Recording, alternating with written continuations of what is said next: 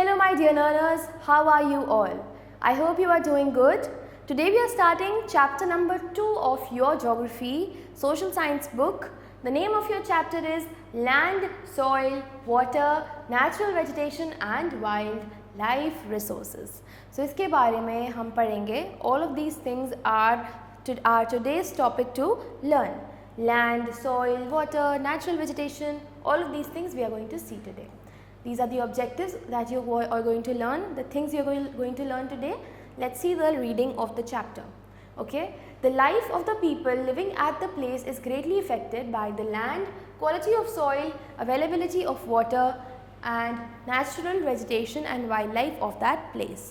ठीक है, तो एक जगह की जो व्हाट डू यू से एक लाइफ एक जगह की कैसे किस किस चीज़ों की वजह से इफ़ेक्ट होती है ग्रेटली, कि उसकी ज़मीन उसका लैंड कैसा है, क्वालिटी ऑफ सॉइल कैसी है, वाटर की कितनी अवेलेबिलिटी है. ठीक है, अब नेचुरल वेजिटेशन, वाइल्ड लाइफ कैसी है और कितनी है, ये सब चीज़ें बहुत ज़्यादा इंपॉर्टेंट फैक्टर्स हैं. ठीक है, अब नेचुरल रिसोर्सेज सिर्फ यही डिटरमाइन नहीं करती कि पॉपुलेशन कितनी है, बट वो अफेक्ट क्या क्या करती है, फूड हैबिट्स लोगों की, ऑक्यूपेशन, कल्चरल वैल्यूज़ लोगों के, और उस जो मतलब जो उस प्लेस पे लोग रह रहे हैं, ये सब चीज़ें भी अफेक्ट की जाती हैं. For example, due to fertile soil, plain land and availability of water, agriculture is the main occupation. ठीक है, अगर फर्टाइल सॉइल होगी, लैंड प्लेन होगा और वाटर की अवेलेबिलिटी होगी, तो ऑक्यूपेशन क्या होगा, मेन ऑक्यूपेशन एग्रीकल्चर होगा डेफिनेटली, बिकॉज सारे रिसोर्सेज आराम से वहाँ पे अवेलेबल हैं. तो वही चीज़ जो ऑक्यूपेशन, वही तो उसी चीज़ का तो ऑक्यूपेशन होगा जो अवेलेबिलिटी की रिसोर्सेज आराम से अवेलेबल हैं. ठीक है, अब this is why people live a stable life here. तो इसलिए लोग एक स्टेबल लाइफ यहाँ पे जी पाते हैं. ऑन दी अदर हैंड, अब जो डेजर्ट पार्ट है वहाँ पे तुम बिल्कुल भी एग्रीकल्चरल एक्टिविटीज़ नहीं कर सकते हो. क्यों? क्योंकि वहाँ पे पानी की कमी होती है और वो एरिया बहुत डेजर्टेड है. जो ट्राइबल पीपल हैं जो डेजर्ट में रहते हैं वो बहुत ज़्यादा नोमैडिक लाइफ जीते हैं. जैसे सिमिलरली जो हमारी मिल्क प्रोडक्ट्स हैं और मिल्क है वो बहुत ज़्यादा मेजर पार्ट ऑफ फूड है किसका, people of Punjab and Haryana. ठीक है, और जो इनकी जोग्राफिकल कंडीशंस अगर हम ये देखें तो ये किसके लिए फेवरेबल है, कैटल रेयरिंग के लिए, जहाँ से इनको डेयरी प्रोडक्ट्स मिलते हैं, काउज एंड ऑल दोज, उससे उनकी रेयरिंग के लिए उनका जो लैंड है वो बहुत ज़्यादा फेवरेबल है. Similarly, being nearer to sea, fish and rice is the major food of the people of Kerala and West Bengal. ऐसी जो हमारी सी के पास वाली जगहें हैं, ठीक है, जैसे केरला हो गया, वेस्ट बंगाल हो गया, वहाँ पे फ़िश और राइस काफ़ी ज़्यादा ग्रो किया जाता है. तो वो क्या बता रहे हैं, वो ये बताना चाहते हैं कि हर चीज़ की रिसोर्सेज अलग अलग हैं. कैसे, हर चीज़ की हर जगह की इंपॉर्टेंस अपनी अलग अलग है, हर जगह अपने अपनी चीज़ों के लिए फेमस है जहाँ पे जिस चीज़ की अवेलेबिलिटी है. ठीक है, हर चीज़ हर जगह ग्रो नहीं हो सकती. तो obviously you can not have a lot of like the fish that we get in this type of region, वो भी हम बाहर के रीजन से लाते हैं ना, वेस्ट बंगाल वाले रीजन से. तो that is what they are saying. ठीक है, अब जो अवेलेबिलिटी ऑफ रिसोर्सेज हैं वो डिफरेंट लाइफस्टाइल ऑफ पीपल पे भी डिपेंड करती है. अब हम पढ़ेंगे कि कौन कौन सी रिसोर्सेज मैन यूज़ करते हैं. ठीक है, सबसे पहले हमारी कौन सी आती है, लैंड रिसोर्सेज. अब लैंड जो है हमारे लिए एक्सट्रीमली इंपॉर्टेंट नेचुरल रिसोर्स है. ठीक है, लैंड क्या क्या इंक्लूड करता है, लैंड हमारे माउंटेन्स, हमारे प्लेन्स, हमारे प्लेट्यूज, हमारे आइलैंड्स, ये सब चीज़ें हमारी लैंड के अंदर आती हैं. 29% ऑफ टोटल सरफेस जो है लैंड हमारा कवर करता है. पूरे अर्थ का 29% is land. 90% of the world's population occupies 30% of land area due to uneven distribution of the land resources on the earth. Places जैसे क्या क्या, river valleys, plain areas with fertile soil, grasslands वगैरह, ये सब बहुत ज़्यादा densely populated, मतलब यहाँ पे population बहुत होती है क्योंकि यहाँ की land बिल्कुल अच्छी है और बिल्कुल it's very fertile. जैसे या और आगे क्या लिखा है, पर जो हमारे स्टीप स्लोप्स हैं, बहुत स्लोपी, बहुत माउंटेनियस एरिया हैं, rugged terrains, cold and hot regions जो बहुत ज़्यादा ठंडे और बहुत ज़्यादा गर्म जगहें हैं. ठीक है, डेजर्टेड एरियाज़ हैं, वहाँ पे जो हमारी या फिर जो वहाँ पे फॉरेस्ट हैं बहुत ज़्यादा थिक हैं. ठीक है, तो वहाँ पे जो हमारी पॉपुलेशन होती है बहुत स्पेर्स होती है, मतलब कम होती है. ठीक है, क्योंकि ऑब्वियसली बात है, कोई भी क्या प्रेफर करेगा, बहुत ज़्यादा स्टीप डेंजरस हिल्स पे रहना या फिर एक नॉर्मल प्लेन लैंड पे रहना. ऑब्वियसली प्लेन लैंड पे रहना. तो that is what they are telling you. अब लैंड यूज़ के बारे में पढ़ें तो लैंड जो है वो काफ़ी सारे तरीक़ों से यूज़ किया जाता है मैन से.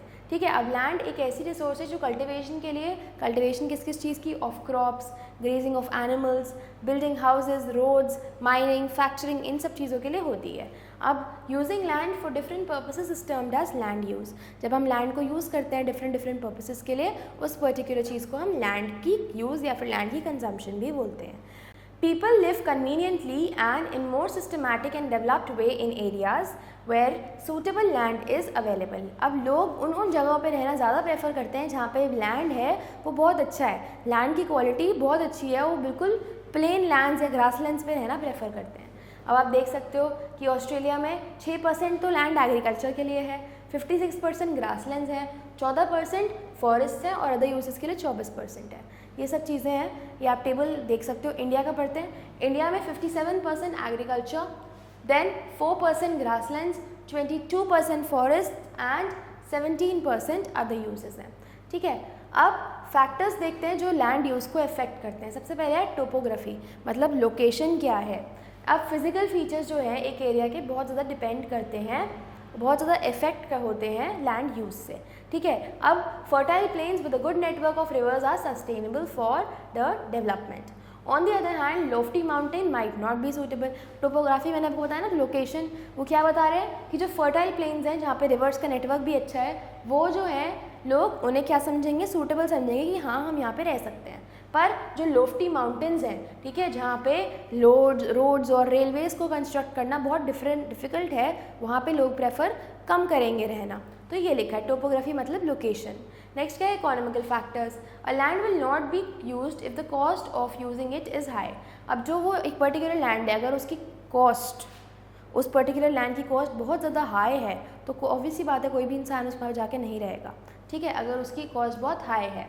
For example, mining work will not be carried out in the region if excessive expenditure is involved in acquiring minerals from that region. Mining would not be possible unless low cost technology is developed. Mining possible नहीं है जब तक हमारी कम cost की technology use नहीं होगी और develop नहीं होगी। ठीक है, नेक्स्ट क्या आते हैं, टेक्नोलॉजिकल फैक्टर्स। अब टेक्नोलॉजिकल फैक्टर्स में क्या होता है, जैसे हम अपना एनिमल रेयरिंग को लेके जाते हैं और फॉरेस्ट की वेल्थ को चेक करते हैं, वो सब चीज़ों के लिए हमको टेक्नोलॉजिकल के फैक्टर्स बहुत इंपॉर्टेंट है। ठीक है, जैसे ट्रांसपोर्ट सिस्टम बहुत इंपॉर्टेंट है, of course we need a good supply of transport also. तो land is also use for, हमें पता है लैंड जो है हमारा ट्रांसपोर्ट सिस्टम के लिए भी यूज़ होता है डेवलप्ड एरियाज़ में। ऑब्वियसली बात है, जो बिल्कुल लोफ्टी, बिल्कुल स्लोपी माउंटेन्स हैं, बिल्कुल ऐसे पीक वाले ऐसे, वहाँ पे तुम ऑब्वियसली रोड्स कंस्ट्रक्ट नहीं कर सकते हो। तो जहाँ पे पॉसिबल है डेवलप्ड एरियाज़ में, वहाँ पे हमारे लैंड किस चीज़ के लिए यूज़ होता है, ट्रांसपोर्ट सिस्टम के लिए। फिर अदर फैक्टर्स क्या है, जैसे अवेलेबिलिटी ऑफ वाटर हो गया, ऑफ कोर्स जहाँ पे पानी अवेलेबल है लोग वहीं रहेंगे। Availability of soil, quality of soil, climate. Based on the availability of these elements, the use of land is changed. For example, land having fertile soil will be used for different agricultural purposes. तो क्या बोल रहे हैं, जो land हमारा fertile होगा वो किस चीज़ के लिए यूज़ होगा, एग्रीकल्चरल पर्पसेस के लिए यूज़ होगा। फिर आता है क्लासिफिकेशन ऑफ लैंड रिसोर्सेज। हम दो टाइप्स में इसको क्लासिफिकेशन कर सकते हैं on the basis of ownership. सबसे पहला क्या है, प्राइवेट लैंड, दूसरा क्या है, कम्युनिटी लैंड। प्राइवेट लैंड क्या है, जो पर्टिकुलरली एक ही इंडिविजुअल का है और वो अपने पर्सनल यूज़ के लिए उसे यूज़ कर रहा है, वो उसमें घर बना रहा है या वो अपनी शॉप ले रहा है, व्हाटएवर इट इज़। ठीक है, कम्युनिटी लैंड क्या है, जो एक कम्युनिटी लोग एज ए कलेक्टिव पर्पसेस में लोग यूज़ करते हैं। जैसे किसी ने एक लैंड खरीदा, लेकिन कुछ लोगों ने मिलके और वो वहाँ पे प्लांटेशन कर रहे हैं, that is your community use. और वो प्रॉपर्टी रिसोर्स है एक, ठीक है, क्योंकि वो एक कॉमन प्रॉपर्टी है, वो तुम्हारी प्राइवेट प्रॉपर्टी नहीं है, it's your common property. Next is conservation of land. To fulfill the various needs of the growing population, the pattern of land use is changing rapidly. Mountains are being cut down. हमें पता है mountains कम करे जा रहे हैं, और जो किस चीज़ के लिए कट करे जा रहे हैं कि हमारा रेलवेज ऑफ रोड्स और रेलवेज काफ़ी ज़्यादा डेवलप होने लग जाएं। जो डेंस फॉरेस्ट है वो भी कट किए जा रहे हैं और ह्यूमंस वहाँ पे सेटल हो रहे हैं कट करके। ठीक है, जैसे डेवलपमेंट और टेक्नोलॉजी भी है, वो भी चेंज होती जा रही है बहुत ज़्यादा। तो चीज़ें पुराने टाइम से now they have been change a lot. अब due to rapid increase in these activities related to agriculture, industries and manufacturing, the pressure on the land resources. अब लैंड रिसोर्स पे जो प्रेशर है वो बहुत ज़्यादा बढ़ता जा रहा है। As a result land degradation, landslides, ये सब चीज़ें बहुत ज़्यादा कॉमन हो चुकी हैं। देयरफॉर हमको अपने लैंड को बहुत ज़्यादा सिस्टमैटिक वे में यूज़ करना चाहिए और उसका मिसयूज़ नहीं करना चाहिए, ठीक है। अब चाइना बहुत ज़्यादा गुड एग्जाम्पल है जब हम बात करें लैंड यूज़ एफिशिएंसी की। पॉपुलेशन ऑफ चाइना आप सोच सकते हो दुनिया में सबसे ज़्यादा हाईएस्ट है, पर फिर भी आप देख सकते हो वो बहुत ज़्यादा अच्छे तरीके से लैंड को यूज़ करते हैं। Only about 1/3 of the total area is cultivable, सिर्फ 1/3 ऑफ द पूरा एरिया, ठीक है, चाइना का ऐसा है जहाँ पे तुम कल्टिवेशन कर सकते हो, ठीक है। China face the problem of feeding it's growing population, but it introduced various measures to protect its farmland and was able to produce adequate amount of food। तो पर उन्होंने क्या किया, कुछ मेजर्स ऐसे इन्वेंट करे जिसकी वजह से वो प्रॉपरली अब एडिकेट अमाउंट ऑफ फूड को प्रोड्यूस कर पा रहे हैं, ठीक है। अब देखते हैं कौन कौन से स्टेप्स हमें यूज़ करने चाहिए टू मिनिमाइज लैंड डिग्रेडेशन। अगर हमें लैंड को बचाना है तो हमें कौन कौन से स्टेप्स लेने चाहिए। सबसे पहला क्या है, एफॉरेस्टेशन प्रमोट होना चाहिए। मतलब डिफॉरेस्टेशन क्या होता है पहले ये बताओ। डिफॉरेस्टेशन होता है जब हम कट कर देते हैं ट्रीज़ को, the cutting down of trees is called deforestation. Afforestation क्या होता है, जब हम ट्रीज़ को ग्रो करते हैं, राइट। सो हमें एफॉरेस्टेशन को, ट्रीज़ की ग्रोइंग को बहुत ज़्यादा प्रमोट करना चाहिए, ठीक है। फर्टिलाइजर्स को, इंसेक्टिसाइड्स को, ये सबको हमें नहीं यूज़ करना चाहिए, मतलब कम यूज़ करना चाहिए। ज़्यादा यूज़ करेंगे तो हमारा लैंड भी ख़राब हो सकता है। माइनिंग एक्टिविटीज़ जो है वो भी कंट्रोल करनी चाहिए। ओवरग्रेजिंग भी नहीं कराना चाहिए, किसी अपने कैटल को, अपने एनिमल्स को ओवरग्रेजिंग भी नहीं करानी चाहिए, ठीक है। अब कंस्ट्रक्शन वर्क नहीं होना चाहिए, क्योंकि जो जगह लैंडस्लाइड प्लोन है, जहाँ पे आराम से लैंडस्लाइड हो सकता है, वहाँ पे कंस्ट्रक्शन नहीं कराना चाहिए, ठीक है। और स्ट्रॉन्ग काउंटर बैरियर्स, अब जो बैरियर्स हैं प्रॉपर बैरियर सेटअप होने चाहिए जहाँ पे भी लैंडस्लाइड का डर है, ठीक है।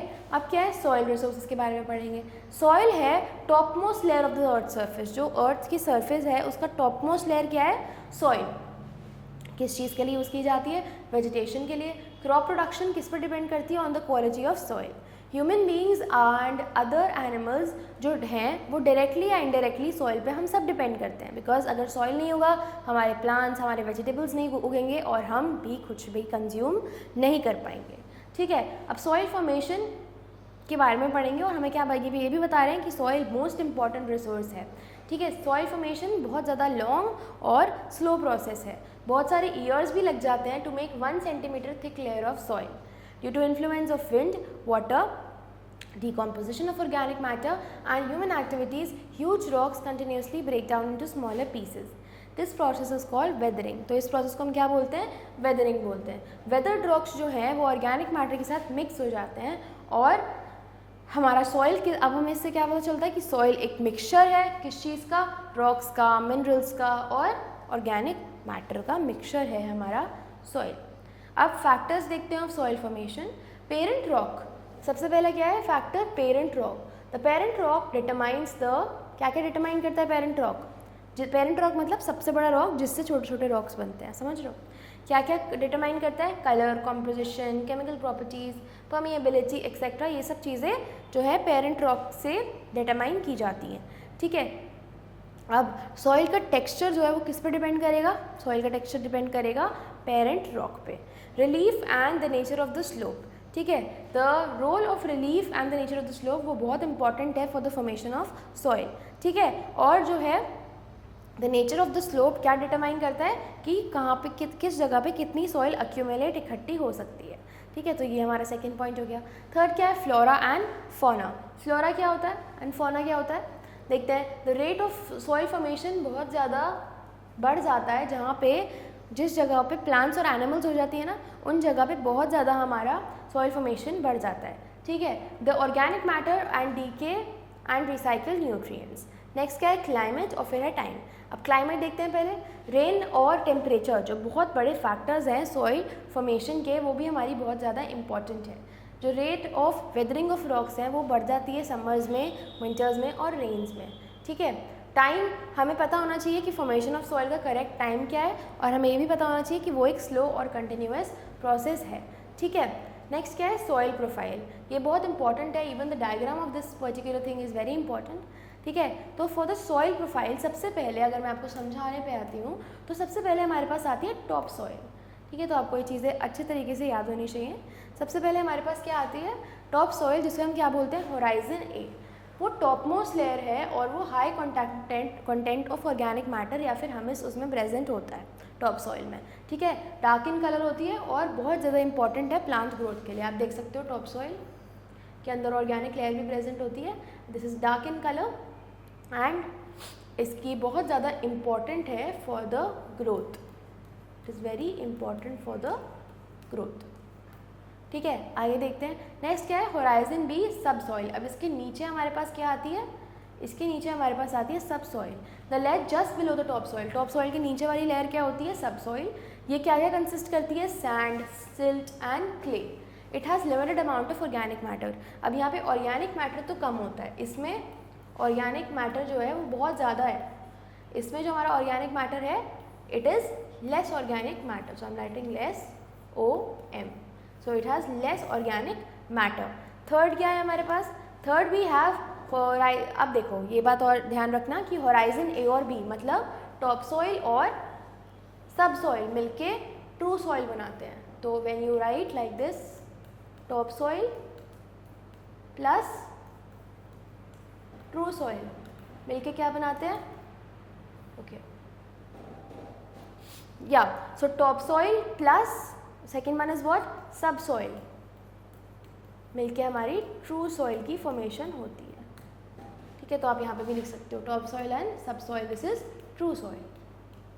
Moving ahead, rock fragments. अब नेक्स्ट जो हमारा होराइजन C है उसके अंदर क्या होती है, small pieces of rocks present होती हैं, ठीक है। तो इसको देखते हैं, small pieces of rocks present होती हैं इसके अंदर, जैसे जैसे हमारी जो ट्रू सॉइल है आराम से डेवलप हो जाए इन रॉक मटेरियल से।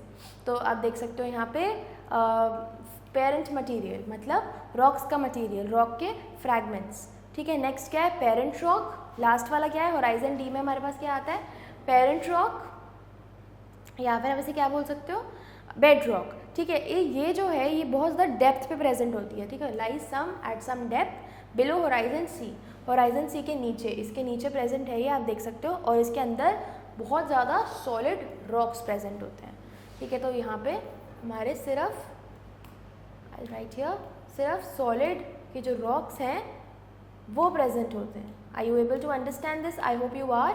दिस इज सॉलिड रॉक्स, ठीक है, इसे हम बेड रॉक भी कहलाते हैं। Moving ahead, types of soil के बारे में हम पढ़ेंगे, कौन कौन सी हमारे पास सॉइल प्रेजेंट होती हैं। सबसे पहले देखो ये टेबल समझते हैं। सबसे पहले हमारे पास क्या आती है, सबसे पहले हमारे पास आती है alluvial soil. This table is very important everyone, do not miss it. Alluvial soil की फॉर्मेशन कैसे होती है, डिपोजिशन ऑफ स्लिट की वजह से होती है, ठीक है। अब उसकी कैरेक्टरिस्टिक्स क्या है कि जो इनकी ह्यूमस मटेरियल है इसका वो बहुत ज़्यादा इसको फर्टाइल बनाता है, high content of humus present होता है इसमें। कहाँ पे मिल जाती है आपको अलूवियल सॉइल, बहुत आराम से नदर्न प्लेन्स ऑफ इंडिया और डेल्टा रीजन में you will find alluvial soil very easily, ठीक है। मेन क्रॉप्स क्या होती हैं, ये सारे ऑलमोस्ट सारे क्रॉप्स के लिए अलूवियल सॉइल हमारी फेवरेबल होती है और यूजफुल भी होती है। नेक्स्ट क्या है, ब्लैक सॉइल। अब black soil form due to the weathering of lava, ठीक है। लावा आपको पता होगा वोल्केनो से जब जो मटेरियल निकलता है वो लावा होता है, ठीक है। तो अब rich in potash, iron, magnesium, but अब ये किस किस चीज़ों में रिच होता है, पोटैश में, ठीक है, आयरन में, मैग्नीशियम में, पर डेफिशिएंसी किस किस में होती है, नाइट्रोजन की डेफिशिएंसी, फॉस्फोरस की और ऑर्गेनिक मैटर की, ठीक है। अब कहाँ कहाँ आपको मिल सकता है, डेक्कन प्लेट्यू, महाराष्ट्र में, गुजरात, मध्य प्रदेश में आपको आराम से ब्लैक सॉइल या फिर हम रेगर सॉइल भी बोलते हैं इसको, यहाँ पे मिल सकती है। नेक्स्ट क्या है, कॉटन एंड शुगर केन। इसके मेन क्रॉप्स क्या है, cotton and sugar cane. Moving ahead to red soil. Red soil के बारे में अगर मैं आपको बताऊं तो ये हमारे किसकी वजह से मिलती है, weathering of igneous and metamorphic rocks. तो ये हमारे दो टाइप के रॉक्स होते हैं, मेटामॉर्फिक और इग्नियस। इन चीज़ की जब वेदरिंग होती है, छोटे छोटे पीसेस में जब टूटते हैं उस चीज़ को हम वेदरिंग बोलते हैं, मैंने आपको पहले भी बताया था। तो वो हमारे रेड सॉइल की, फिर उससे हमारी रेड सॉइल बनती है, ठीक है। अब ये लेस फर्टाइल होते हैं क्योंकि इसके अंदर मिनरल्स की डेफिशिएंसी मतलब कमी होती है, ठीक है। पर इसमें अगर हम फर्टिलाइजर्स डालें तो ये फर्टाइल बन सकती है, ठीक है। अब कहाँ कहाँ मिल सकती है आपको, तमिलनाडु, कर्नाटका, महाराष्ट्र, आंध्र प्रदेश और उड़ीसा में। क्या क्या जो हमारे क्रॉप्स हैं, इसके मेन क्रॉप्स जो ये ग्रो करते हैं, ज्वार, बाजरा, पल्सेस, ये सब चीज़ें हमारी रेड सॉइल की वजह से आपको मिल सकती हैं। नेक्स्ट क्या है, लैटेराइट सॉइल। अब due to the intense leaching of soil, ठीक है। लीचिंग जैसे हम करते रहते हैं सॉइल को, उससे हमारी लैटेराइट सॉइल बनती है। ये कम फर्टाइल होती है और इसमें ह्यूमस कंटेंट भी कम होता है। ठीक है, कहाँ कहाँ आपको मिलेगी? वेस्टर्न कोस्टल रीजन और उन एरियाज़ में जहाँ पे रेनफॉल बहुत हैवी है। रबर, कॉफ़ी, कैशू हमारे कुछ एग्जाम्पल्स हो गए लैटेराइट सॉइल जिससे हमारी बनती है। फिफ्थ कौन सी है? Mountain soil. ये कैसे बनती है? ऑर्गेनिक मैटर के डिपोजिशन से। ये बहुत ज़्यादा फर्टाइल होती है। ठीक है, आपको ये कहाँ मिलेगी? नाम से आपको समझ आ रहा होगा, माउंटेन रीजन में आपको मिलेगी जो पूरा फॉरेस्ट से डेंसली कवर्ड है। जैसे टी, कॉफ़ी, स्पाइसेस, ये सब आपको माउंटेन सॉइल से की वजह से मिलती है। डेजर्ट सॉइल कौन सी है? जहाँ पे मोर इवेपोरेशन, जहाँ पे इवेपोरेशन ज़्यादा होती है पर रेनफॉल कम होती है। ठीक है, जहाँ पे रेनफॉल कम होती है वहाँ पे डेजर्ट सॉइल आपको मिलेगी। वो लेस फर्टाइल होती है बट उनके अंदर बहुत सारे सॉल्ट्स प्रेजेंट होते हैं और वो एग्रीकल्चर के लिए बिल्कुल परफेक्ट है। अब एरियाज़ जहाँ पे लेस रेनफॉल होती है वहाँ पे आपको ये मिलती है जैसे हॉट रीजन्स में, जैसे राजस्थान हो गया, गुजरात हो गया, ठीक है, हरियाणा हो गया। फिर उसके बाद अब कौन कौन सी चीज़ें जो हमें मिलती हैं? क्रॉप्स, ज्वार, बाजरा, बारले, ये सब चीज़ें हमें उस टाइप के क्लाइमेट से मिलती हैं। नेक्स्ट क्या है? नेक्स्ट हमारे पास है soil erosion and degradation, the depletion of the upper fertile layer. जब हम ऊपर वाली सॉइल जो हमारी होती है, ऊपर वाली लेयर होती है जिस सॉइल की, उसकी जब हम डिप्लीशन करते हैं, उसकी डिप्लीशन अगर हो जाती है किस की वजह से? जैसे हैवी रेनफॉल हो गई, ह्यूमंस की वजह से भी हो सकती है, स्ट्रॉन्ग विंड की वजह से भी अगर वो सॉइल हमारी उड़ गई, मतलब इरोड हो गई ऊपर से, उसे हम क्या बोलते हैं? सॉइल इरोजन को इरोजन बोलते हैं। ठीक है, the reduction in the productivity of soil to the soil erosion is called soil degradation. अब देखते हैं मेन कॉजेज क्या है सॉइल डिग्रेडेशन के। सबसे पहले ओवरग्रेसिंग हो सकता है, टेक्निक्स इम्प्रॉपर अगर आपकी हो एग्रीकल्चर की, उससे भी हो सकता है डिग्रेडेशन। डिफॉरेस्टेशन मैंने आपको बताया था, कटिंग ऑफ ट्रीज। फिर एक्सेसिव यूज़ ऑफ, अगर तुम केमिकल फर्टिलाइजर्स और पेस्टिसाइड्स को एक्सेसिवली यूज़ करोगे तब भी हो सकता है। नेचुरल डिजास्टर्स जैसे लैंडस्लाइड्स, फ्लड्स, ये सब। फिर और नेक्स्ट क्या है? Human activities. Okay, next up we have what? We have the conservation of soil, कि आप सॉइल को कैसे कैसे कंज्यूम कर सकते हो। सबसे पहले हमारे आते हैं afforestation. They are saying afforestation easiest way है टू कंजर्व योर सॉइल। ठीक है, हमें फॉरेस्ट को उगाना चाहिए, हमें और ट्रीज उगाने चाहिए, उससे हमारी सॉइल की फर्टिलिटी बहुत ज़्यादा अच्छी हो सकती है। टेरेस कल्टिवेशन क्या होती है? अगर हम स्टेप्स में कल्टिवेशन करें, आपने देखा होगा जहाँ पे हमारी टी और कॉफ़ी वगैरह बनती है, मतलब आई वुड से ग्रो होती है, वहाँ पे स्टेप्स में ऐसे होती है हमारी कटिंग ऑफ द माउंटेन्स। वो किसकी वजह से होती है? कि अगर पानी आ रहा है ऊपर से, ठीक है, तो वो हर पार्ट में प्रॉपरली डिस्ट्रीब्यूट हो जाए। ठीक है, उसे हम बोलते हैं टेरेस कल्टिवेशन। नेक्स्ट क्या है? Shelter belts. अब जैसे हमारे डेजर्ट एरियाज़ और कोस्टल एरियाज़ हैं जहाँ पे स्पीड ऑफ विंड बहुत ज़्यादा है, ठीक है, वहाँ पे सॉइल का इरोजन होना बहुत ज़्यादा कॉमन है। ठीक है, तो अगर हम शेल्टर के बेल्ट्स को अच्छे से प्लांट करें तो हमारी स्पीड ऑफ विंड भी उसे इरोड नहीं कर पाएगी। ठीक है, और सॉइल इरोजन भी हमारा है रिड्यूस हो जाएगा। फिर क्या है? Contour ploughing parallel to the contours, मतलब कर्व्स जो हमारे होते हैं ना, कर्व्स के में कॉन्टरिंग करनी प्रॉपरली हिली एरियाज़ में और बैरियर्स सेटअप करने, उनको हम क्या बोलते हैं? Contour ploughing. नेक्स्ट क्या है? कॉन्टोर बैरियर्स, ऑब्स्ट्रक्शंस जैसे हम किस किस चीज़ से बना सकते हैं? हम स्टोन से, ग्रास से, सॉइल से बना सकते हैं। ठीक है, उन सब चीज़ों को हम कॉन्टोर बैरियर्स बोलते हैं। नेक्स्ट क्या है? नेक्स्ट है mulching. Mulching is what? In this process, the soil between the plants is covered by a protective layer of organic matter like straw, जिसे हम mulch भी बोलते हैं, in order to retain the moisture of the soil and reduce soil erosion. Next is rock dams. ठीक है, rock dams देखते हैं। In many areas, rocks are stacked together. कुछ areas में क्या होता है?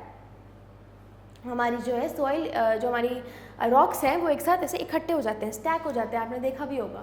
ठीक है, उसकी वजह से क्या होता है? क्रिएशन ऑफ गलीज और वॉशिंग अवे ऑफ सॉइल भी हमारी बच सकती है। फिर नेक्स्ट क्या है? चेंज इन एग्रीकल्चर प्रैक्टिसेस, बहुत इंपॉर्टेंट। हमें अपना एग्रीकल्चरल प्रैक्टिसेस को चेंज करना चाहिए, हमें ऐसी ऐसी प्रैक्टिस करनी चाहिए जिससे हमारी सॉइल और अच्छी हो जाए और फर्टाइल हो जाए। हमें क्या करना चाहिए? मेथड ऑफ कंजर्वेशन को सिलेक्ट करने से पहले हमें देखना चाहिए कि कहाँ पे प्रॉपर जगह है और कहाँ पे इरोजन नहीं होगी। We have to choose the land very very very properly. Moving ahead to the water resources now. ठीक है, वाटर रिसोर्सेज जो है, वाटर हमारे लिए बहुत ज़्यादा इंपॉर्टेंट है। We all know that it's very important for us. कैसे कैसे यूज़ करते हैं हम वाटर को? We use it for drinking, cooking, bathing, washing, ठीक है, और इकोनॉमिक एक्टिविटीज़ में भी यूज़ होता है, जैसे इंडस्ट्रियल एक्टिविटीज़, कल्टिवेशन, इन सब चीज़ों में भी वाटर का बहुत बड़ा रोल है, ठीक है। 3/4 मतलब 70% ऑफ वाटर जो हमारी अर्थ सर्फेस है वो किससे कवर्ड है? वाटर से, ठीक है। दैट इज़ वाई अर्थ को हम क्या बुलाते हैं? वेरी इंपॉर्टेंट, को हम ब्लू प्लैनेट भी या फिर वाटरी प्लैनेट भी बुलाते हैं अर्थ को। 97% of the water on the earth is in the seas and oceans. 97% जो हमारा वाटर है अर्थ का वो कहाँ पे है? सीज और ओशंस में प्रेजेंट है। सी वाटर के अंदर हमें पता है सॉल्ट्स प्रेजेंट होते हैं जो कंज्यूम हम इजीली कंज्यूम नहीं कर सकते हैं। Only 3% is fresh water, out of which 2% is the form of snow and glaciers found in the polar region, ठीक है। तो हम देख सकते हो कि 3% फ्रेश वाटर बचता है हमारे पास सिर्फ। 97% तो हमारी सॉल्टी वाटर हो गया सारी, सीज ओशंस वाला। 3% हमारे पास बचता है फ्रेश वाटर, जिसमें से 2% जो है वो सारी स्नो वगैरह में कंज्यूम हो जाता है। स्नो भी तो ऑफकोर्स पानी के ही फ्रीजिंग से बनती है ना। और सिर्फ हमारे पास कितना % पानी बचता है for our personal use, for our use 1% water. तो इसलिए हमें पानी बहुत ज़्यादा एफिशिएंटली, बहुत ज़्यादा दिमाग से सेव करना चाहिए और बहुत ज़्यादा वाइजली यूज़ करना चाहिए। We also get fresh water from the rivers, lakes, ponds and in the form of underground waters also, ठीक है। तो हमें कहाँ से पानी मिल सकता है? We get it from rivers, lakes, ponds, ये सब चीज़ों से हमें आराम से पानी मिल सकता है। वाटर जो है एक रेन्यूएबल सोर्स है, ठीक है, ये हमें पता है, और इसको हम ऑब्टेन कर सकते हैं दोबारा। Water from rivers, lakes etcetera जो है गेट्स इवेपोरेटेड। हमें पता है वाटर्स, जब हमारी रिवर्स गर्मी में बहुत ज़्यादा सूख जाती हैं, क्यों सूख जाती हैं? क्योंकि वो सन की वजह से इवेपोरेट हो जाता है उसका सारा पानी, ठीक है। बट क्या होता है कुछ टाइम बाद जब मौसम ठीक होता है और बारिश आती है तो वो रिवर्स फिर से बढ़ के फ्लो होने लग जाती हैं। तो सर्कुलेशन ऑफ वाटर को हम क्या बोलते हैं? हाइड्रोलॉजिकल साइकिल या फिर वाटर साइकिल, आपको पता होगा। Through this vital process the availability of land remains constant on the earth, ठीक है। अब देखते हैं प्रॉब्लम्स ऑफ वाटर अवेलेबिलिटी। हमें पता है हमारी अर्थ पे बहुत ज़्यादा प्रॉब्लम्स हैं अवेलेबिलिटी ऑफ वाटर की। आप देख सकते हो Yamuna river, our holy Yamuna river is polluted in such a bad way. तो आप खुद बताओ कि इसमें से हम कितना पानी कंज्यूम करेंगे? कोई भी इसे कंज्यूम करने का ट्राई नहीं करेगा, because it is so dirty, ठीक है। अब कुछ रीजन्स में जो है rains throughout the year चलती हैं, पर कुछ में सिर्फ कुछ मंथ्स के लिए होती है, राइट। इसलिए हमें क्या अब ध्यान रखना चाहिए कि फ्रेश वाटर जो है वो काफ़ी हमारी अर्थ पे अनइवनली है, बहुत अनइवन फ्रेश वाटर है। हमें ध्यान रखना चाहिए यूज़ करने से पहले फ्रेश वाटर को, ठीक है।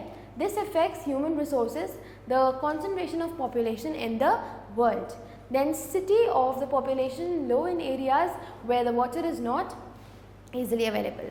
जिन एरियाज़ में वाटर ईजिली अवेलेबल नहीं है, the places where water is not available easily, वहाँ पे क्या प्रॉब्लम होती है? वहाँ पे पॉपुलेशन बहुत ज़्यादा कम होती है, ठीक है। The earliest human civilisations developed under river valleys even today. Large cities of the world are located near big rivers. अब जो लार्ज सिटीज़ हैं वो हमने देखा होगा बिग रिवर्स के आसपास ही लोकेटेड हैं, ठीक है। तो हम बहुत ज़्यादा डिपेंड करते हैं वाटर पे for our survival. Scarcity of water has become, अब स्कैर्सिटी मतलब कमी, वाटर की कमी बहुत ज़्यादा प्रॉब्लम बन गई है, बहुत ज़्यादा वास्ट प्रॉब्लम बन गई है अब, ठीक है। Several developed and developing countries जो हैं they are facing the shortage of water, ठीक है। काफ़ी सारी कंट्रीज़ जो हैं वो वाटर की शॉर्टेज को फेस कर रहे हैं। This has been caused by both natural and human factors such as deviations in the patterns of annual and seasonal rainfall, population and exploitation of water resources। तो वो क्या बोल रहे हैं कि ये सब रीजंस हैं, एक्सप्लॉइट करते हैं वाटर के रिसोर्सेज को, हम प्रॉपरली यूज़ नहीं करते हैं, ठीक है। रेनफॉल का पैटर्न इधर उधर होता रहता है। सबसे बड़े फैक्टर्स हैं हम ह्यूमंस, जिनकी वजह से हमारी वाटर की जो क्वांटिटी है वो धीरे धीरे स्क्रैच होती जा रही है। अब कंजर्वेशन ऑफ वाटर, फिर से कंजर्वेशन कैसे कर सकते हो आप वाटर को? देखते हैं। सबसे पहले है एफॉरेस्टेशन। ट्रीज़ जो है वो वाटर के वेस्टेज को प्रिवेंट करती है, तो ट्रीज़ हमें बहुत ज़्यादा ग्रो करनी चाहिए। अब देखो ग्रोइंग ऑफ ट्रीज़ हर चीज़ में हमारे लिए फ़ायदेमंद है, ठीक है। बी एट हमें अपना लैंड बचाना है, बी एट हमें अपना सॉइल बचाना है या फिर वाटर बचाना है, तो एफॉरेस्टेशन तो very important, it's very important, trees are very important for us. Building of dams on the rivers. अब मल्टीपर्पज़ प्रोजेक्ट्स भी स्टार्ट हुए हैं जिसकी वजह से हम रिवर्स और डैम्स में, मतलब डैम्स में डैम्स को प्रोड्यूस कर पाए रिवर्स में। ठीक है, ये बहुत ज़्यादा इफेक्टिव वे है वाटर को कंज्यूम करने का। आप देख सकते हो यहाँ पे भाखड़ा डैम की पिक्चर भी आपको दिखा रखी है, how a dam is being constructed और कितने प्रॉपरली पानी का इवनली डिस्ट्रीब्यूशन हो रहा है। ठीक है, तो दिस इज़ योर थिंग। आप देख सकते हो यहाँ पे मल्टीपर्पज़ डैम का नाम किसका बता रखा है, Bhakra Nangal dam is there, Kosi is there, Rihand is there, then Hirakud is there, Koyna, Nagarjuna Sagar, कृष्णनार्जा Sagar, Metar, Periyar, etc. All these things, all these names are the different dams that we have. Bhakra Dam highest dams है of the world. Bhakra Dam आप देख सकते हो जिसकी picture यहाँ पे दे रखी है, it is the highest dam of the world. Okay, now building artificial tanks and lakes. तो अगर हम artificial tanks और lakes को भी प्रोड्यूस करेंगे तो हमारा क्या होगा, हमारी रिवर्स जो है वो ऑफ कोर्स कहीं ना कहीं एक्सप्लॉइट होंगी, पर अब हमारे लिए बहुत इंपॉर्टेंट है आर्टिफिशियल लेक्स और टैंक्स को बनाना। ठीक है, देयरफॉर रेन वाटर जो है उसमें कलेक्ट हो जाए, ठीक है, और फिर वो हम उसे यूज़ कर पाए। ठीक है, अब बोलने को तो आर्टिफिशियल मे बी साउंड की है तो हमारी और क्वालिटी को ख़राब करेगा, बट नहीं, इसका बहुत ज़्यादा फ़ायदा होता है when it comes to water consumption and water conservation. ठीक है, अब इम्प्रूवमेंट इन इरिगेशन टेक्निक्स, हमें अपनी टेक्निक को सही करना चाहिए। हम इरिगेट किस हिसाब से कर रहे हैं, हम कितना वाटर दे रहे हैं। ठीक है, हम एक्सेस में तो नहीं दे रहे, अगर हम एक्सेस में देंगे तो हमारा वाटर तो वेस्ट हो ही रहा है, सीड्स भी वेस्ट हो जाएंगी, इरिगेशन भी हमारा जो है प्रॉपरली नहीं हो पाएगा। ठीक है, तो वो क्या बोल रहे हैं, कुछ जो हमारे वो होते हैं व्हाट यू से फार्म्स होते हैं, वहाँ पे ड्रिप इरिगेशन की ज़रूरत पड़ती है, you just need sparkles of water. तो हमें उस हिसाब से करना चाहिए, नोइंग कि कौन से लैंड को कितने वाटर की ज़रूरत है, सो दैट आपका लैंड भी बच जाए और आपके वाटर की भी कंजम्पशन प्रॉपरली हो जाए। ठीक है, नेक्स्ट क्या है, rain water harvesting. Another way of effective method is the rain water harvesting, जिसकी वजह से क्या होता है, आप देख सकते हो यहाँ पे ये रेन वाटर हार्वेस्टिंग का प्रोसेस होता है कि रेन हुई, यहाँ पे कलेक्ट हुआ, ठीक है, और यहाँ पे जाके सेव हो गया। ठीक है, ये स्टोरेज टैंक भी दे रखा है आपको यहाँ पे, तो this is a very important and very useful technique. Next is the check on population. Sewage of urban and rural settlements should not be treated its disposal into rivers. Sewage जो होता है, इंडस्ट्रियल के जो सारा गंदगी निकलती है industries से, वो सब पानी में नहीं फेंकी जानी चाहिए। ठीक है, हमें ध्यान रखना चाहिए कि जो भी इंडस्ट्रीज़ की चीज़ें होती हैं उसमें बहुत सारे केमिकल्स होते हैं मिक्स्ड, बहुत सारे मेटल्स होते हैं मिक्स, तो हमको ध्यान रखना चाहिए इस चीज़ का। नेक्स्ट क्या है, individual efforts. Right, individual efforts तो बहुत ही इंपॉर्टेंट है। तुम अपना एफर्ट कंप्लीटली डालो वाटर को सेव करने के लिए। टैप्स को टाइमली बंद करो, ठीक है, वाटर को जितना यूज़ करना है उतना यूज़ करो, ठीक है, और ड्रिंकिंग वाटर को भी ऐसे यूज़ मत करो, जितना तुम्हें चाहिए उतना यूज़ करो, do not use it in excess. ठीक है, नेक्स्ट क्या है, natural vegetation and wild life के बारे में पढ़ेंगे। अब नेचुरल वेजिटेशन क्या है, वो ओरिजिनल प्लांट जो पूरी अर्थ सर्फेस को कवर करता है। Existence of plants and animals is confined to the biosphere. ठीक है, बायोस्फेयर इंक्लूड्स एवरीथिंग, बायोस्फेयर में सब कुछ आता है, सारी नेचुरल चीज़ें, नेचुरल वेजिटेशन बायोस्फेयर में इंक्लूडेड होती हैं। ठीक है, और बायोस्फेयर में नॉन लिविंग कंपाउंड्स भी समवेयर और दी अदर हमारे आते हैं। ठीक है, the web of life is a well organised and a delicately balance system. तो जो हमारा लाइफ का पूरा सिस्टम है, पूरा वेब है, it is very very properly balanced and well organised. It may be noted that the web of life is not static, और वो हमारा रुका हुआ नहीं है, इट कीप्स मूविंग। ठीक है, और ये कॉन्स्टेंटली चेंज होता रहता है, तो हमें it's very important to balance और equilibrium ourselves in the nature. ठीक है, अब plants and animals they depend upon one another. अब प्लांट्स और एनिमल्स एक दूसरे पे डिपेंड करते हैं अपने सर्वाइवल पे। अगर प्लांट्स नहीं होंगे तो एनिमल्स भी नहीं होंगे, बिकॉज एनिमल्स प्लांट्स को खाते हैं, और एनिमल्स नहीं होंगे तो प्लांट्स नहीं होगा। तो एवरीथिंग इज डायरेक्टली और indirectly dependent on each other. That's what an ecosystem is. ठीक है, देखो बता भी रखा है यहाँ पे, relationship between the plants and animals, there interaction with abiotic components form an ecosystem. Ecosystem क्या है, जब बायोटिक और एबायोटिक कंपोनेंट्स एक साथ मिलके अपने कंपोनेंट्स का इंटरेक्शन कराते हैं, उसको हम इकोसिस्टम बोलते हैं। Air, water, soil, temperature, they are the physical components, whereas plants and animals they are the biotic components. ठीक है, अब देखते हैं फॉरेस्ट के यूज़ को। सबसे पहले क्या है, productive functions. Forests provide a number of economically important products जैसे timber, cane, bamboos, essential oils, resins, etc. Apart from these, a number of forest plants find use in the medicines. ठीक है, next क्या है, productive functions. हमें अपने functions को बहुत productively use करना चाहिए, जैसे strong winds, heat, cold. Forest हमें इन सब चीज़ों से बहुत ज़्यादा प्रॉपर्ली हमें सेव करते हैं ना. जैसे हमारा हीट हो गई, कोल्ड हो गई, तो जहाँ जहाँ फॉरेस्ट होगी वहाँ पर हमको ये चीज़ें कम फील होगी. ठीक है. अब to prevent soil erosion, floods and these are helpful the conservation of soil. तो हमारे अगर फॉरेस्ट्स होंगे तो हमारी सॉइल की भी कंजर्वेशन होगी, और क्या होगा, हमारी सॉइल इरोजन नहीं होगी, और फ्लड से भी हम कम इफेक्ट होंगे अगर फॉरेस्ट प्रेजेंट होंगे. सो जो एक बिल्कुल खुला हुआ लैंड है वहाँ पे फ्लड की दगार कितनी ज़्यादा होगी, पर एक पूरा फॉरेस्टेड एरिया है वहाँ पे फ्लड का इफेक्ट होगा, but not like how it would have been normally. ठीक है. अब देखते हैं वाइल्ड लाइफ के बारे में. इंपॉर्टेंस देखते हैं. सबसे पहले वाइल्ड लाइफ के अंदर आता क्या क्या है, एनिमल्स, प्लांट्स, बर्ड्स, सारे ऑर्गेनिजम्स जो नेचुरल एनवायरनमेंट में रहते हैं, जिनका नेचुरल हैबिटेट है. ठीक है. इंपॉर्टेंस देखते हैं. हमें बहुत सारे प्रोडक्ट्स मिलते हैं एनिमल्स से, our dairy products most important. ठीक है. अब वाइल्ड एनिमल्स कैसे कैसे यूज़ होते हैं, as a resource of gene bank for breeding, programmes in animal rearing and pisciculture. ठीक है. इंसेक्ट्स जैसे बीज हो गए, दे प्रोवाइड अस हनी. ठीक है. और किस में हेल्प करती हैं, in the pollination of flowers also. आपको पता है पॉलिनेशन ऑफ फ्लावर्स, ये जो छोटे छोटे इंसेक्ट्स घूमते हैं यही तो एक फ्लावर से दूसरे फ्लावर पे पोलन ग्रेन्स को लेके जाते हैं. तो that's what they are saying. Wildlife helps to maintain the balance in the nature. Each species forms an important part of the food web. सारी species अपना बहुत ज़्यादा important part रोल प्ले करती हैं फूड वेब के अंदर. ठीक है. नेक्स्ट क्या है, नेक्स्ट है कि डिस्ट्रीब्यूशन, नेचुरल वेजिटेशन की डिस्ट्रीब्यूशन कैसे हुई हुई है पूरी हमारी अर्थ पे. सबसे पहले आते हैं फॉरेस्ट्स, फिर आते हैं ग्रासलैंड्स, फिर आते हैं श्रब्स. ठीक है. तो फॉरेस्ट में क्या आता है, सबसे पहले फॉरेस्ट जो है एक पर्टिकुलर टाइप के हमारी ऐसी एक कंपाउंड है हमारी पूरी नेचुरल उसका इन्वायरमेंट का, जो हमें हर चीज़ में हेल्प करता है. ठीक है. काफ़ी सारे प्लांट वेराइटीज़, प्लांट स्पीशीज़ हमें मिलते हैं. सबसे पहले कौन से आते हैं, कॉन्फिरस फॉरेस्ट. कॉन्फिरस मतलब जो नीडल शेप्ड होते हैं. ठीक है. ये माउंटेन्स में ग्रो होते हैं जहाँ पे टेम्परेचर लो होता है.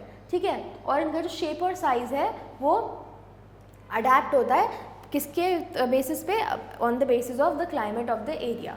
ठीक है. और इनकी जो ट्रीज़ होती हैं बिल्कुल ऐसे नीडल लाइक होती हैं, इस तरीके से नीडल लाइक में बनाई जाती हैं. क्यों, क्योंकि अगर इन पे स्नो आके गिरती है, बिकॉज ये कोल्ड रीजन में बनता है, स्नो आके गिरती है तो वो आराम से स्लिप होके निकल जाए. ठीक है. ब्रॉड लीव्ड फॉरेस्ट कौन से हुए, जिनकी लीव्स बहुत ज़्यादा ब्रॉड, बहुत बड़ी बड़ी होती हैं. जैसे कैसे कैसे क्लासिफिकेशन कर सकते हो, एवरग्रीन फॉरेस्ट आपने देखे होंगे, बिल्कुल डेंस एवरग्रीन. ठीक है. Deciduous forest, mangrove forest.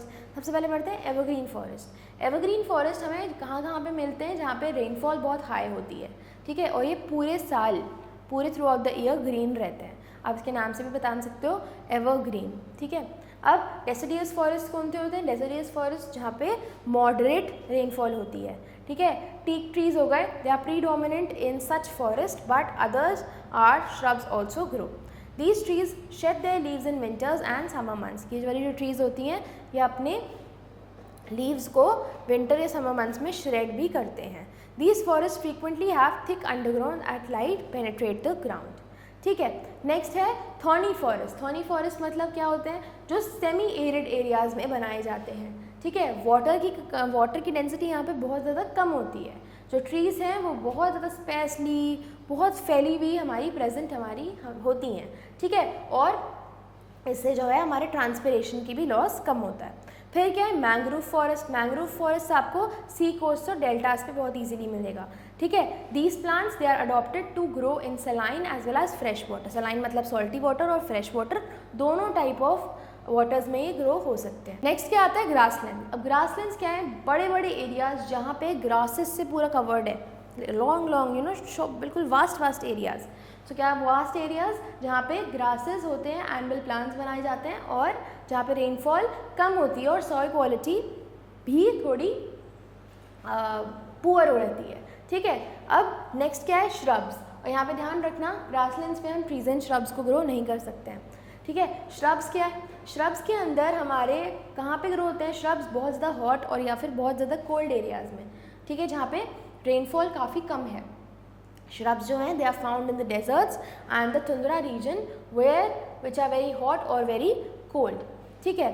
अब डेजर्ट वेजिटेशन के बारे में देखते हैं। डेजर्ट वेजिटेशन आपको पता है कहाँ कहाँ पे होती है? राजस्थान में। Rajasthan is very dry and hot, right. तो जहाँ पे कम रेनफॉल होती है वहाँ पे डेजर्ट वेजिटेशन का होना बहुत नॉर्मल है, ठीक है। Shrubs in deserts have deep roots, thick barks, इनकी जो बार्क्स होती हैं बहुत ज़्यादा थिक होती हैं, बहुत थॉर्नी और बहुत वैक्सी होती हैं।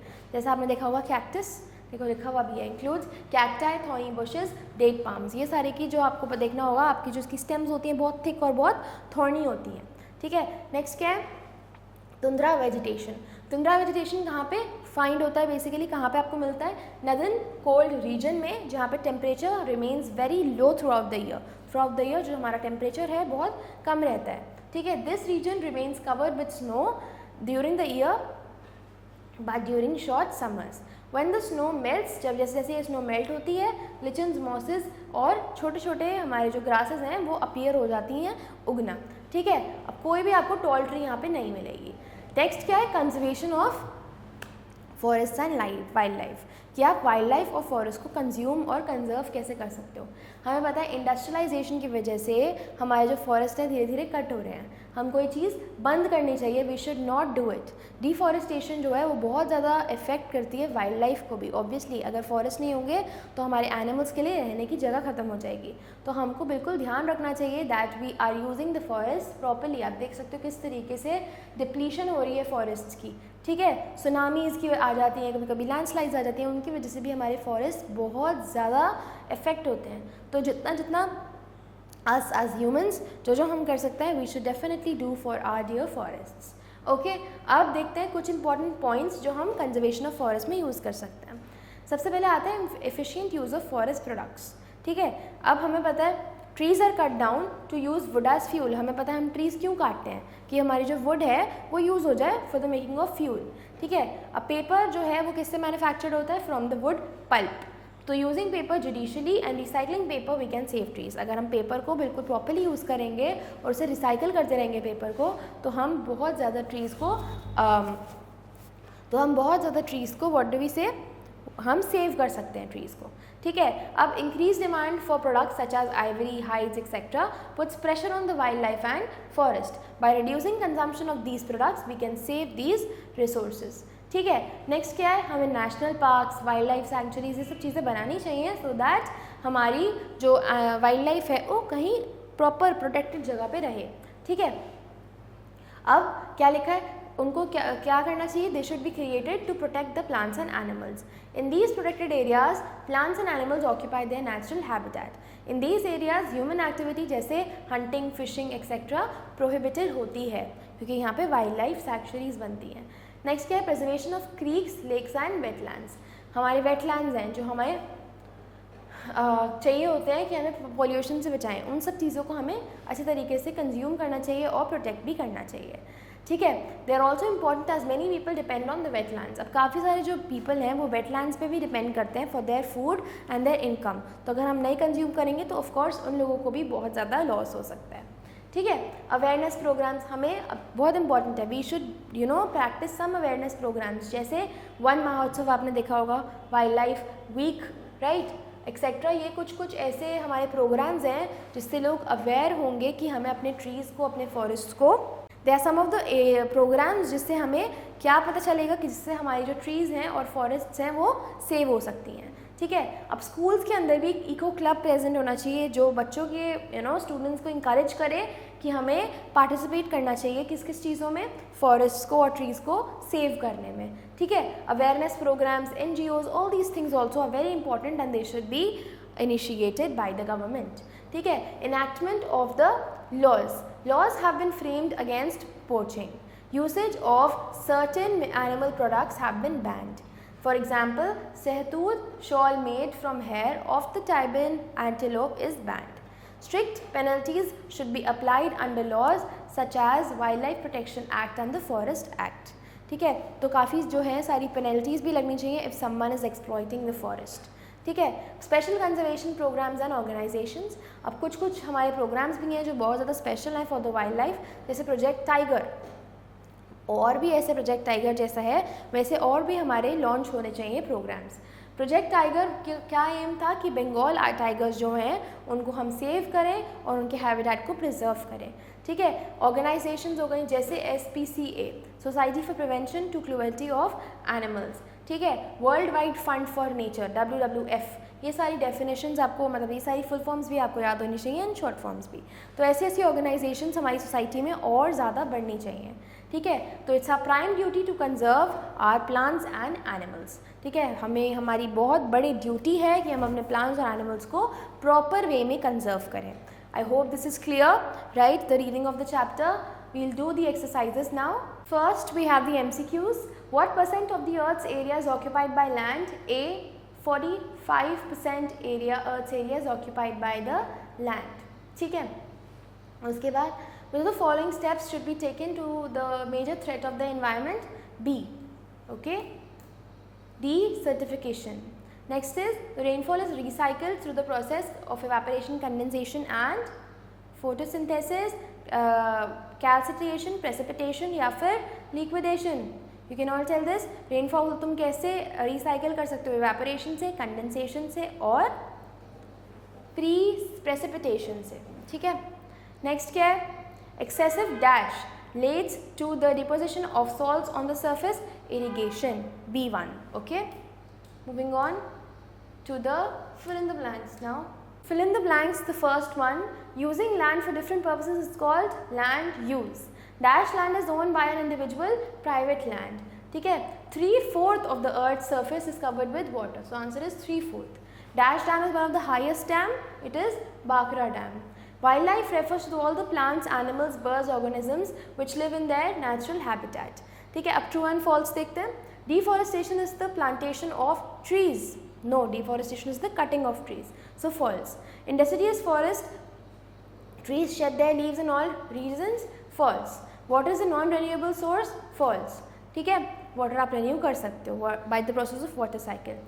फिर fresh water makes up only 10% of the available water, true.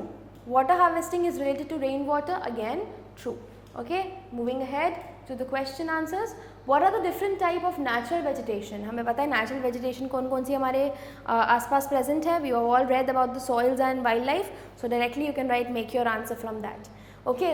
Why is soil conservation necessary? Soil conservation हमारी necessary इसलिए है कि अगर soil fertile नहीं होगी और हम soil को conserve नहीं करेंगे तो हमारे plants, animals और human beings बहुत affect होंगे. और हमें कैसे करनी चाहिए? You can write the points that they have given for soil conservation, ठीक है। What steps should be taken to prevent water to be polluted? We should not throw the garbage in the water. We should use the water efficiently. The industrial waste should also not be thrown in the water. हमें बिल्कुल efficiently पानी का use करना चाहिए, ठीक है। Write a short note on wildlife and forest conservation. You can write it from your wildlife paragraph कि wildlife को हमें कैसे consume करना चाहिए और forest को consume कैसे करना चाहिए. We should stop deforestation, right? We should promote planting trees so that the forest is dense and they can save the animals, the wildlife, right? The humans, everyone, right? And even the climate, very importantly. Okay, that's it for this chapter, everybody. I hope you were able to understand. Stay tuned for the next video. I will meet you in the next one. Till then, take care and goodbye.